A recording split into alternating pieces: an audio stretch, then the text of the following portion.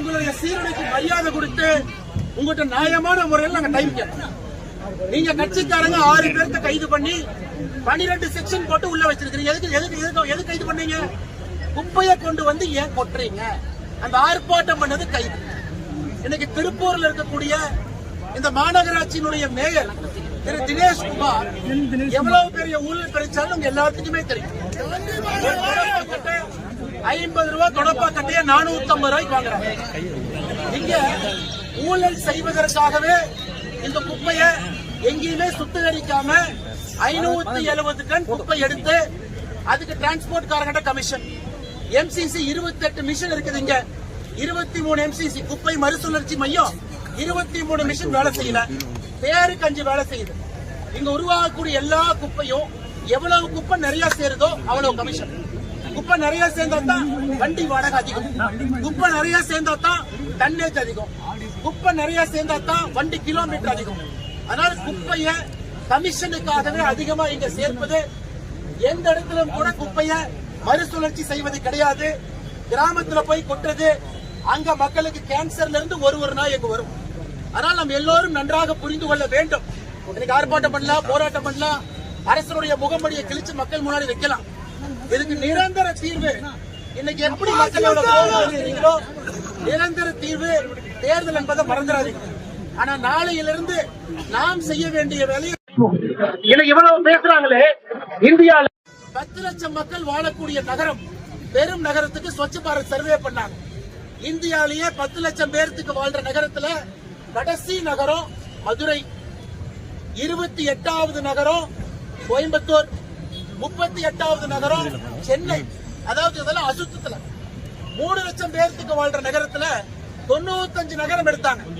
94வது நகரம் ஈரோடு, 77வது நகரம் திருப்பூர். இதெல்லாம் இந்தியா முழுவதுமே ஸ்வச்ச பாரத்ல. ஆனா இங்கிருந்த திமுக அரசியல்வாதி நார்த் இந்தியனை பார்த்து வடக்கம்மா இண்டோர் முதல் ரேங்க் வாங்கிட்டு இருக்கிறாங்க. குப்பையை சுத்தகரம் பண்றதுல முதல் ரேங்க் வாங்குறாங்க. நார்த் இந்தியான்னு யாரை கொச்சப்படுத்துறோமோ அவங்க எல்லாம் அவங்க ஊரை சுத்தமா வச்சிருக்கிறோம். யார் வளர்ந்து விட்டோம் என்று சொல்கின்றோமோ நம்முடைய ஊரை குப்பை காடுகளாக மாற்றி இங்க இருக்கக்கூடிய அரசியல்வாதிகள் கமிஷனுக்காக வேலை பார்த்துட்டு இருக்கிறாங்க. ஆனால் அன்பு சொந்தங்களே, இன்னைக்கு நம்ம நியாயமான முறையில நேர்மையான முறையில ஒரு ஆர்ப்பாட்டம் நடத்துவதற்காக அனுமதி கேட்டோம். இடுவாய் கிராமத்துக்கு போயிருக்கணும். கிராமத்துக்கு போற ரோட்டை மறிச்சிட்டாங்க. எங்க போறது? திருப்பூர் நகராட்சி இங்க வந்து மாநகராட்சி எழுத்து ஆர்ப்பாட்டம் செய்ய வேண்டும் என்று இங்க வந்திருக்கிறோம். திருப்பூருக்குள்ள யாரையும் விடல. அதனால் நாளையிலிருந்து காவல்துறையை எப்படி வேலை வாங்கணுமோ அந்த வேலையை நாம செய்வோம். நம்மை பொறுத்தவரைக்கூடியவர்கள் நாம பெண்கள் பாதுகாப்புக்கு, குழந்தைகள் பாதுகாப்புக்கு காவல்துறை இருக்கணும்னு நினைக்கிறோம். வெறும் ஒரு அரசியல் கட்சியினுடைய கூட்டத்துக்கு பின்னாடி சுத்ததுல நமக்கு நம்பிக்கை இல்லை. ஆனா இன்னைக்கு காவல்துறையில நம்ம கேட்டது ஒரே ஒரு அனுமதி கேட்டோம். அவங்க சொல்ற இடத்துல சொல்ற நேரத்துல நீங்க என்ன கண்டிஷன் போடுறீங்களோ நம்ம செய்யறோம். அவங்க போட்ட கண்டிஷனுக்கு ஒத்துக்கிட்டோம். அப்படி இருந்தும் அனுமதி கொடுக்கல. இதை பத்திரிகை நண்பர்கள் நீங்களும் பாத்துக்கிட்டு இருக்கிறீங்க. இதுதான் ஜனநாயகம். நான் என்ன தப்பு பண்ணேன்? இங்க இருக்கக்கூடிய மக்களோட நிற்பதற்காக வந்தா கோயம்புத்தூர்ல எது கைது பண்ண வர்றீங்க? தந்தைய ஹாஸ்பிட்டல பார்க்க போனா ஹாஸ்பிட்டல் எது கைது பண்ண வர்றீங்க? இருக்கக்கூடிய மக்கள் இவங்க ஜனநாயக முறையில் ஆர்ப்பாட்டம் பண்ண வந்தா இவங்களை எது கைது பண்றீங்க? அப்ப இந்த ஊர்ல சட்டம் ஒழுங்கு இருக்கா? நியாயம் இருக்கா? ஒப்புக்கு சப்பானியா காலேஜ் பொண்ணுங்களை ரேப் பண்றவன் தைரியமா சுத்திட்டு இருக்கான். பெண்கள் மீது கைது பண்றவன், கை வைக்கிறவன் தைரியமா சுத்திட்டு இருக்கான். யாருக்குமே கைது கிடையாது. ஆனா நேர்மையா நாணயமா மக்களுக்காக குரல் கொடுத்த யாராச்சும் அப்பாயி வந்தா கை வைக்கிறீங்கன்னா இந்த ஜனநாயகம் இருக்கா? ஜனநாயகம் இல்லையா? இங்க ஆட்சியாளர் மக்களுக்காக இருக்கிறாங்களா? இல்ல ஒரு குடும்பத்துக்காக இருக்கிறாங்க? இல்ல திருப்பூர் மேயர் ஊழல் செய்வதற்காக மட்டும்தான் உட்கார்ந்து இருக்காரா?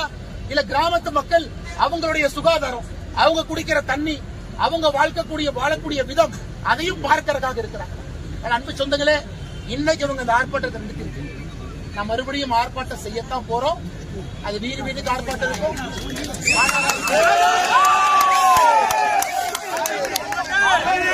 ஆளுகின்ற திராவிட முன்னேற்ற கழக கவுன்சிலர் கூட்டணி கட்சி அவங்க வீடு முன்னாடி இருக்கும். நாமளே குப்பலாரியை கொண்டு வந்து தினேஷ் அவங்க வீட்டு முன்னாடி கூட நாமளே கூட கொண்டு வந்து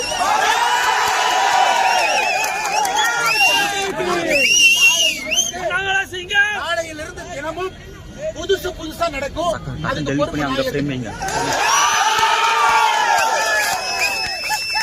காவல்துறைக்கு இந்த பாடத்தை புகட்டணும். காரணம் ஜனநாயகம் நல்லா இருக்கணும்னா காவல்துறை அதிகாரிகளுக்கு தெரியணும். அரசு கொடுக்கக்கூடிய தவறான ஒரு ஆர்டரை ஃபாலோ பண்ணக்கூடாது. அதுதான் மக்களாட்சி. ஆனா அரசு கொடுக்கக்கூடிய தவறான ஆர்டரையும் ஃபாலோ பண்றாங்க. நாளையிலிருந்து நாம் யார் என்பதை அவர்கள் காவல்துறையை நீங்கள் எதிர்த்து யாரும் கோஷப்பட வேண்டாம். நம்மளுடைய சட்ட காவல்துறை கிடையாது. ஆனா காவல்துறை செஞ்ச தவறுக்கு நாளையிலிருந்து நாமளும் சடுகுடு ஆட்டம் ஆடலாம், திருட போலீஸ் விளையாடலாம். ஒரு முறை உணர்ந்து கொண்டால் அவங்க வீதியில்